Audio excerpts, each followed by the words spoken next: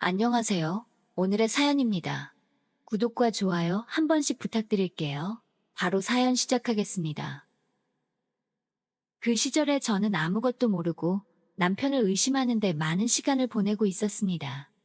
30대인 저는 남편과 신혼생활을 하고 있었습니다.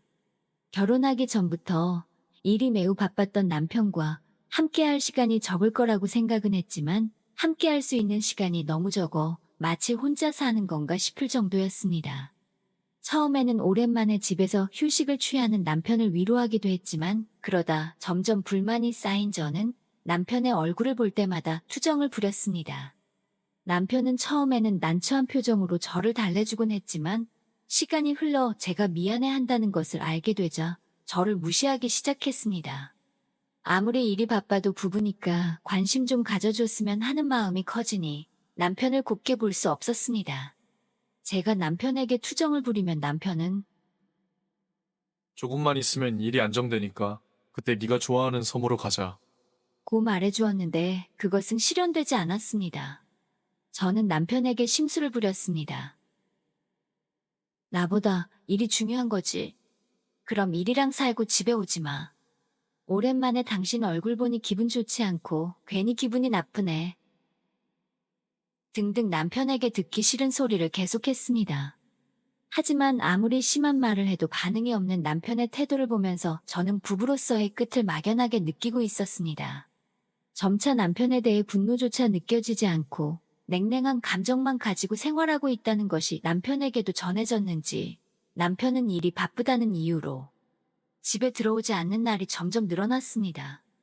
원래 출장이 많은 부서였기 때문에 처음에는 의심하지 않았지만 어느 날 출장 가는 남편의 양복 주머니에서 집에서 가장 가까운 역에 있는 비즈니스 호텔 영수증과 회원카드가 나왔습니다. 영수증에는 저에게 출장 간다며 외박했던 그날 숙박한 것으로 기재되어 있었는데 회원카드에는 하루 숙박한 것이라고는 생각되지 않을 정도로 많은 포인트가 쌓여 있었습니다. 원래 직장에서도 일 잘하고 주위 여자들에게 인기가 많았던 남편입니다. 저는 저 말고 만나는 여자가 있다고 생각했어요. 그 여자와 즐겁게 지냈을 남편을 생각하니 억울했습니다. 그래서 저도 남편에게 질세라 밤에 나가 놀고 휴일에도 쉬지 않고 약속을 잡았습니다. 한동안은 재밌게 놀았지만 이내 완전히 지쳐버렸습니다. 겉으론 웃고 있지만 진심으로 즐길 수 없는 저 자신을 보자 화가 치밀었습니다. 이제 서로 자유로워지는 게 나을지도 몰라. 이런 생각이 들기도 했습니다. 남편은 이미 집에 잘 들어오지도 않았고 차라리 남편이 저 말고 다른 사람과 더 행복할 거라면 보내줘야겠다는 생각을 했습니다. 이제 각자 갈 길을 갈 때가 된 것이죠. 하지만 정말 사랑했었던 남편입니다. 이혼을 말하기까지는 저에게도 상당한 용기가 필요했습니다. 게다가 정말 끝낼 수밖에 없는 걸까? 라고 고민하는 마음도 있었습니다. 하지만 이제 남편에게는 새 여자친구도 있는 것 같고 며칠 동안 고민하다 저는 마음을 먹고 남편의 휴대전화로 문자를 보냈습니다. 오늘 일찍 끝날 것 같아? 할 말 있어. 그러자 바로 답장이 왔습니다. 나도 할 얘기가 있어. 되도록 빨리 퇴근할게. 저는 이혼을 결심했지만 남편은 이혼을 원하지 않을 거라고 제 마음대로 생각했어요. 하지만 남편도 이혼을 원하고 있었습니다. 그렇게 생각하니 심장이 두근거려 숨 쉴 수 없을 정도였고 서 있는 것도 힘들었습니다. 남편을 이제 보낸다고 생각하니 눈물이 자꾸 흘렀습니다. 마지막만큼은 웃으며 끝내려고 마음을 굳게 먹고 남편의 퇴근을 기다렸습니다.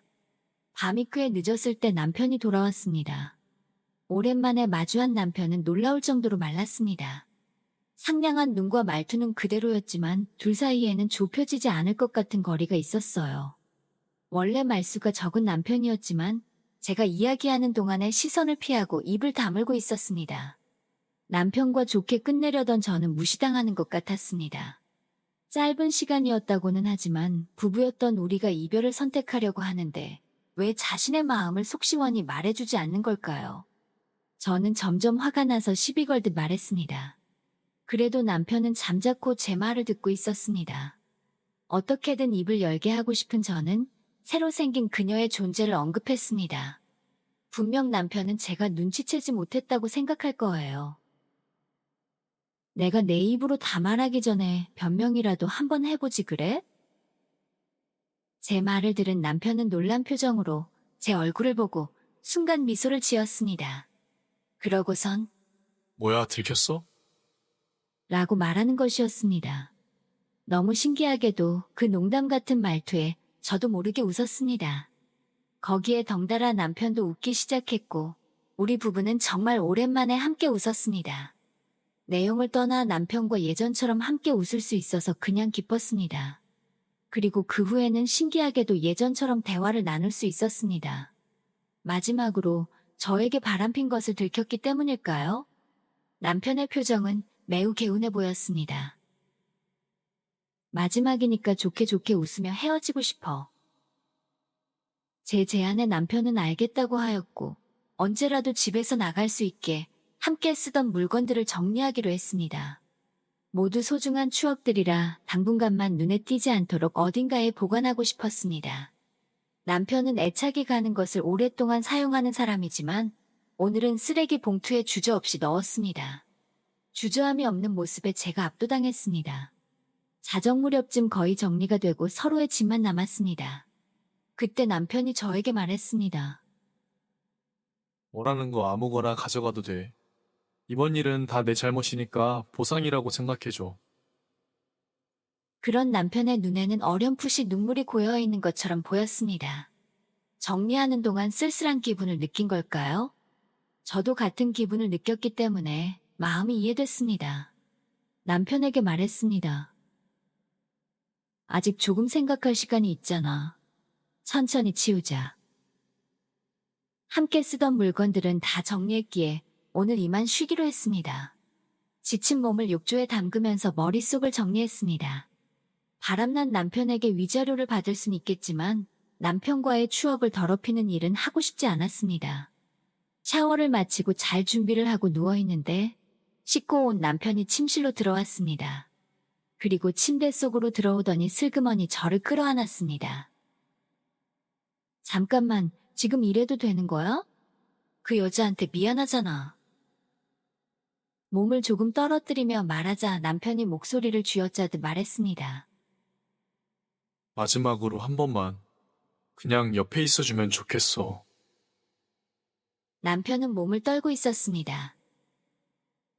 울어? 물어도 남편은 아무 말도 안 했습니다. 등을 쓰다듬어 주니 남편의 몸이 이전보다 가볍고 뼈가 굳어 있는 것처럼 느껴졌습니다. 살이 많이 빠진 것 같은데 어디 아픈 거 아냐? 제가 말하자 남편의 몸떨림이 딱 멈췄습니다. 그리고 제게서 몸을 떨어뜨리며 요즘 몸을 혹사시켜서 그래. 라고 했습니다. 그래도 심한 것 같은데 정말 괜찮은 거 맞아?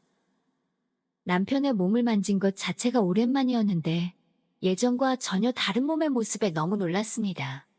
운동도 자주 하고 나름 근육도 있던 남편이거든요. 마지막 날이라고 울지 않아도 되잖아. 혹시 기쁨의 눈물이야? 저는 괜히 쓸데없는 말을 한 것 같았습니다. 남편은 가볍게 웃으며 여전하네. 그런 점이 좋았어. 내일부터는 행복한 삶을 살아. 어디에 있든 항상 기도해줄게. 남편은 그렇게 말하고 숨을 몰아쉬기 시작했고 이내 잠들었습니다. 나도 바라는 바야. 라고 중얼거리고 저도 잠이 들었습니다. 전날 늦게까지 방 정리를 해서 그런지 다음날은 늦잠을 자고 말았습니다. 일어나자 남편은 더 이상 침대에 없었습니다. 거실에 가니 테이블 위에 A4 크기의 봉투가 올려져 있었고 안을 들여다보니 통장 한 개와 뭔가 서류가 많이 들어있었어요. 모든 것을 꺼내보니 저희 부부의 재산에 관한 것이었어요. 그 외에도 제 명의로 되어 있는 통장에는 놀랄 정도의 고액이 찍혀 있었습니다. 그리고 작은 봉투에서는 이혼 신고서가 나왔습니다. 남편의 부분은 이미 기입해 두었고 나머지 제 부분만 기입해서 제출하면 되는 것 같았습니다. 황급히 남편 핸드폰으로 전화를 했는데 이미 해지된 건지 연결이 안 됐습니다. 며칠에 걸쳐 시댁이나 지인에게 남편의 행방을 수소문했지만 아무도 가르쳐주는 사람이 없었습니다.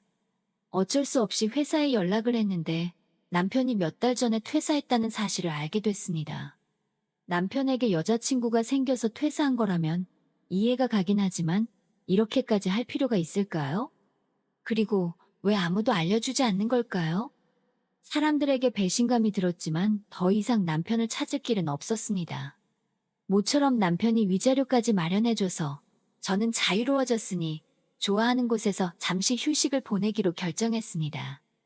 1시간 정도 걸려서 섬에 도착했습니다. 몇천 명 밖에 살지 않는 이 섬은 남편과 관광으로 한 번 온 적이 있는데 저는 섬의 대자연에 빠져 있었습니다.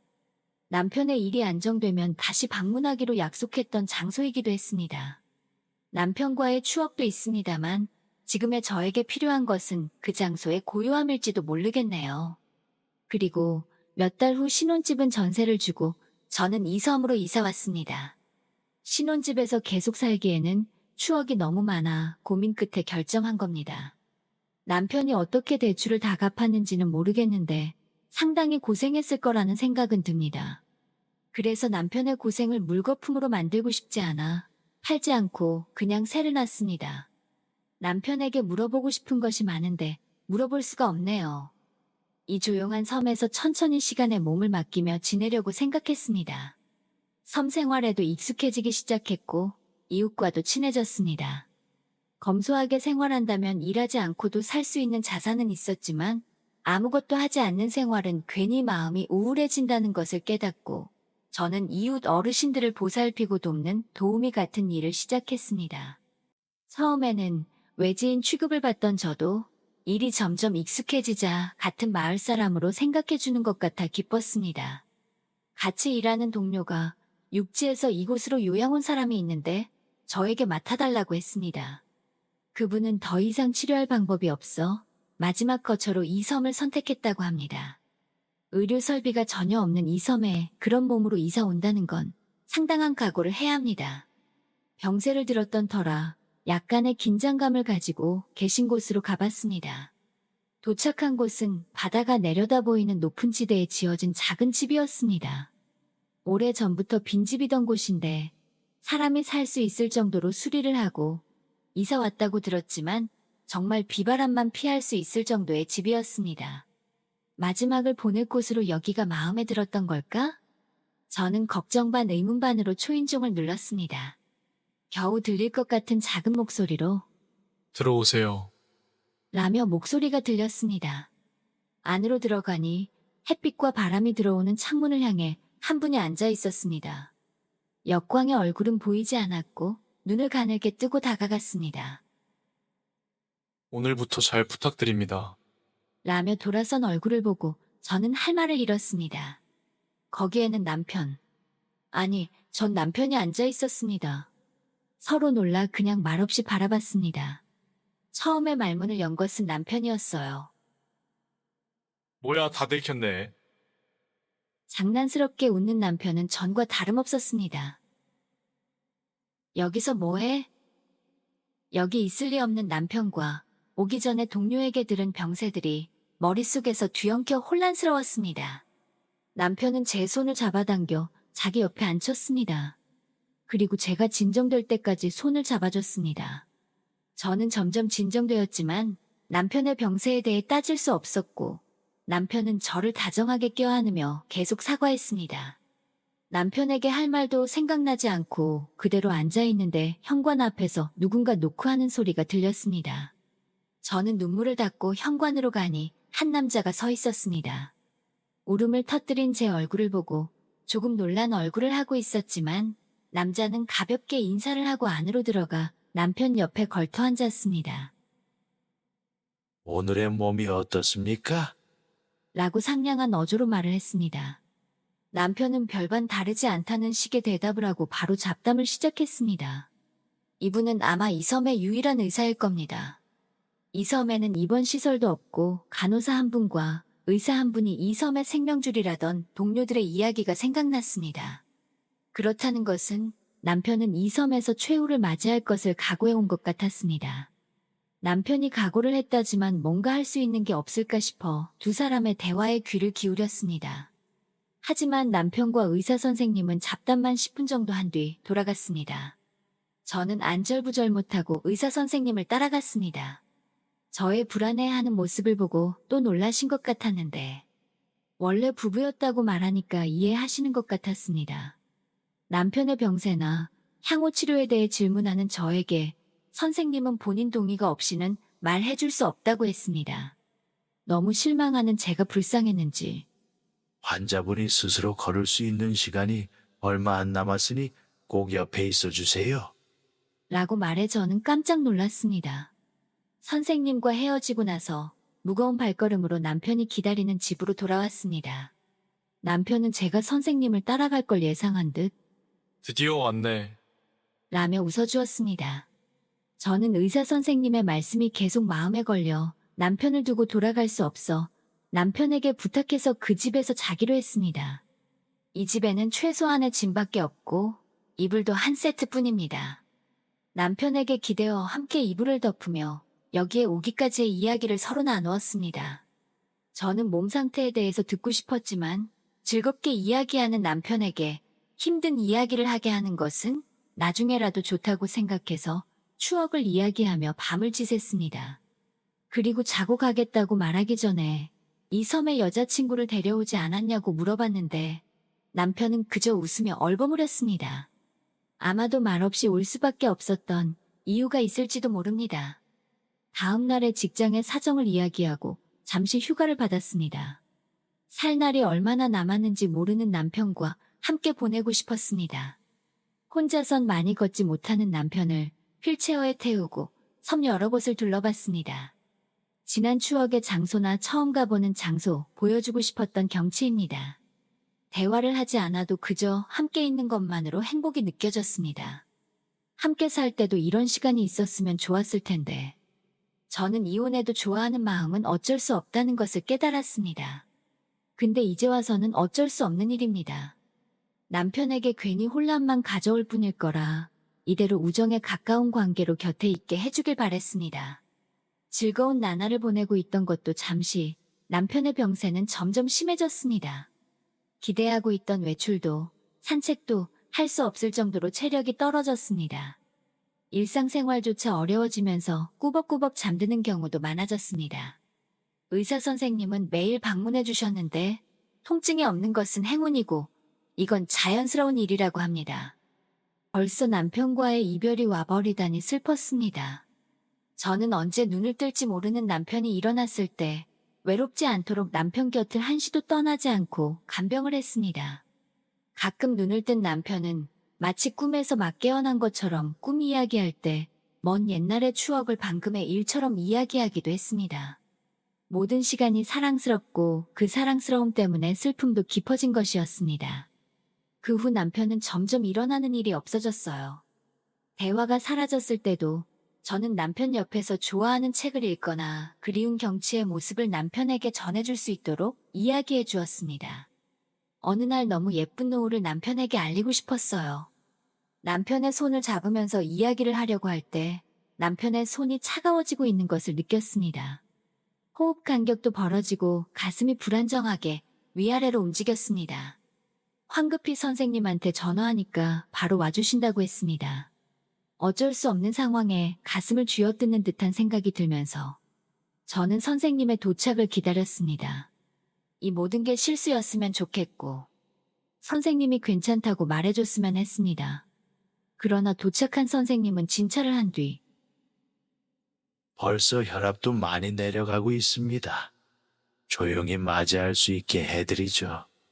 환자분은 아내분이 옆에 있어 주기를 바랄 테니 저는 잠시 자리를 비켜드릴게요. 무슨 일 있으면 바로 올 테니까 안심하고 옆에 있어 주세요. 선생님은 저에게 말한 뒤 남편에게 작별 인사를 하고 밖으로 나갔습니다. 이런 순간이 올 줄은 알았지만 정말 괴롭습니다. 당신을 만나서 나는 행복했어요. 어려움도 있었지만 사실은 당신을 사랑해요. 남편의 귓가에 남편의 손을 잡으며 속삭이듯 말했습니다. 그러자 남편의 손이 희미하게 저를 움켜쥔 것입니다. 의학적으로는 있을 수 없는 일인 것 같지만 저는 확실히 느꼈습니다. 곧 남편은 마지막 숨을 내뱉고 조용히 하늘로 갔습니다. 눈물은 멈추지 않았지만 남편의 마지막을 함께 할 수 있어서 기뻤습니다. 남편이 죽고 나서 화장까지는 허겁지겁 일이 진행되어 바빠서 슬픔에 잠길 시간이 없었습니다. 남편의 유품을 정리하고 나서 집에 돌아왔을 때 우편물이 산더미처럼 쌓여있는 것을 깨달았습니다. 하나하나 보다 보니 그리운 글씨체를 발견하고 저는 눈을 부릅떴습니다. 거기에는 수십 통에 걸친 남편의 편지가 있었습니다. 남편의 편지는 우리가 다시 만난 날부터 시작되었습니다. 남편은 재회에 대한 희미한 기대를 가지고 이곳으로 이사한 것 같은데 설마 정말 만날 수 있으리라고는 생각하지 못했던 것 같습니다. 남편은 놀랐지만 기쁜 마음을 들키지 않는 것이 힘들었다고 적혀 있었습니다. 남편다운 웃긴 글귀에 저도 모르게 미소가 지어졌습니다. 게다가 남편이 그렇게 생각해 준 것이 저에게는 최고의 말이었어요. 날짜를 보면 매일 보낸 것 같은데 글씨체는 날이 갈수록 흐트러지고 편지 내용도 짧아져 병세의 진행을 생생하게 보여줬습니다. 슬픔을 참으며 읽고 있는데 어느 곳에서 눈이 멈추었습니다. 우리 이혼에 대한 진실이 적혀 있었습니다. 남편의 투병이 시작된 것은 결혼한 뒤였던 겁니다. 발견했을 때는 이미 손쓸 수 없었고 마지막 희망으로 받은 치료도 효과가 없었다고 합니다. 절 자신을 간병하는데 희생시키기 싫었던 남편은 이혼할 때까지의 계획을 세웠고 그 작전에 제가 감쪽같이 넘어간 겁니다. 제가 다른 여성의 존재를 의심할 거라고는 생각하지 못한 것 같은데 위자료 명목으로 큰돈을 물려줄 수 있으니 딱히 부인하지 않았던 거죠. 치료도 이제 필요 없으니 모든 재산은 청산하고 네가 불편함 없이 살 수 있도록 하고 싶었어. 라고 적혀 있었습니다. 그렇게까지 생각해주고 있던 남편에게 저는 아무것도 모르고 굳은 말만 했었는데 정말 미안했습니다. 눈물이 하염없이 흘러내렸습니다. 그러자 현관을 두드리는 소리가 들려왔습니다. 황급히 눈물을 닦고 문을 열었더니 선생님이 서 계셨습니다. 그리고 저에게 한 통의 편지 봉투를 건네줬습니다. 그 봉투는 아까까지 읽던 남편의 편지와 같은 것이었습니다. 환자분의 부탁을 받아 매일 편지를 보내고 있었어요. 며칠분은 의식을 잃기 전에 쓰셨던 거고 차마 부탁을 거절할 수 없었어요. 그리고 이게 마지막 편지입니다. 자기 집에 아내분이 돌아오면 전해달라고 했어요. 그랬습니다. 이 편지가 남편의 진정한 마지막 편지입니다. 선생님께 감사의 인사를 하고 다시 남편의 편지를 마주했습니다. 마음을 가라앉히고 마지막 편지를 조용히 열었습니다. 거기에는 연하긴 했지만 고마워, 사랑해 라고 분명히 적혀 있었습니다. 멀리 돌아갔지만 우리의 마음은 연결되어 있었습니다. 나도 사랑해 말하고 보니 남편 영정사진의 입꼬리가 조금 웃은 것 같았습니다. 남편이 죽은 지 수십 년이 지났지만 저는 아직 이 섬에 살고 있습니다. 이제는 섬의 주민으로서 살고 있어요. 이 섬에서 평생 살겠다고 다짐한 날, 남편이 마지막을 보냈던 집 바로 옆에 무덤을 지었습니다. 남편이 항상 바라보던 경치를 지금도 즐기고 있을 것입니다. 머지않아 남편 옆에 자리하려고 생각하고 있는 저는 남편과의 추억을 회상하며 매우 행복하게 지내고 있습니다. 끝까지 시청해주셔서 감사합니다. 그럼 다음 영상에서 다시 뵙겠습니다.